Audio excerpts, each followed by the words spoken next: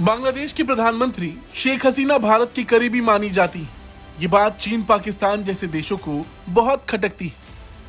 उन्हें सत्ता से हटाने के लिए ये देश किसी भी हद तक जा सकते हैं और ये बात वो खुद भी जानती है। तभी शायद इस बार खुलकर उन्होंने अंतर्राष्ट्रीय षड्यंत्रकारियों को लेकर अपनी बात रखी। उन्होंने कहा है कि चुनाव को विफल करने के लिए तरह तरह की साजिशें रची जा रही। कई लोग अंतर्राष्ट्रीय स्तर पर भी शामिल हैं। कहीं न कहीं ये इशारा चीन, पाकिस्तान की तरफ भी हो सकता है, क्योंकि इन देशों से बांग्लादेश के संबंध बहुत अच्छे नहीं रहे। उसके पीछे एक वजह यह भी है कि भारत बांग्लादेश पक्के मित्र हैं। शेख हसीना का कहना है कि अंतर्राष्ट्रीय स्तर पर बांग्लादेश में तीसरी पार्टी को सत्ता में लाने के लिए काम किया जा रहा है। 7 जनवरी को बांग्लादेश में चुनाव होने हैं। लोगों का भरोसा शेख हसीना पर है। उन्होंने खुद कहा है कि बांग्लादेश के लोग 7 जनवरी के चुनाव में उन्हें सत्ता से हटाने के अंतर्राष्ट्रीय षड्यंत्रकारियों के प्रयासों का करारा जवाब देंगे। अवामी लीग पार्टी की अध्यक्ष शेख हसीना ने कहा कि वो चाहती हैं कि 12वां संसदीय चुनाव शांतिपूर्ण ढंग से संपन्न हो। हालांकि शेख हसीना का इशारा अमेरिका की तरफ भी था। दरअसल साल की शुरुआत में अमेरिका और कुछ पश्चिमी देशों ने चुनाव को सही से सुनिश्चित कराने के लिए हसीना की अवामी लीग और विपक्ष के बीच बातचीत का आह्वान किया था।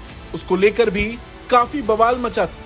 हालांकि जिन पार्टियों को अंतर्राष्ट्रीय मदद मिल रही, उसके बारे में भी हसीना ने कहा कि वो पार्टी क्या कर सकती है। वो देश में कोई विकास नहीं कर सकती। सबने देखा था कि 2007 में क्या किया गया था। दूसरी तरफ शेख हसीना की बात की जाए तो वो देश में प्रधानमंत्री पद पर सबसे अधिक समय से आसीन है। बांग्लादेश में भी और दुनिया में भी उनकी छवि को प्रधानमंत्री के रूप में काफी पसंद किया जाता है।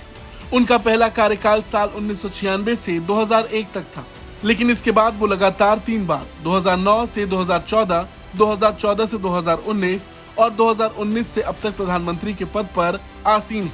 वहीं बीएनपी से विवाद की वजह से इस वक्त बांग्लादेश में भी माहौल कुछ सही नहीं। हसीना ने इस मुद्दे पर कहा है कि विपक्षी दल बीएनपी के पास देश को आगे ले जाने की कोई क्षमता नहीं।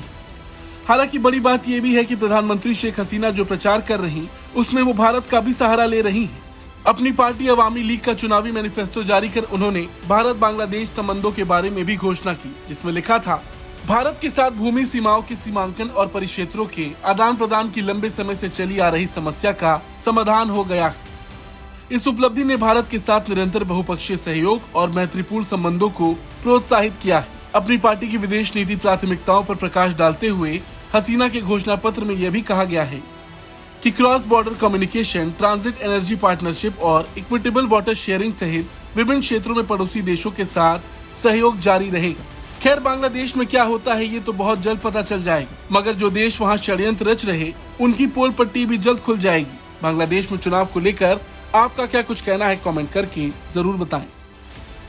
ब्यूरो रिपोर्ट, भारत तक।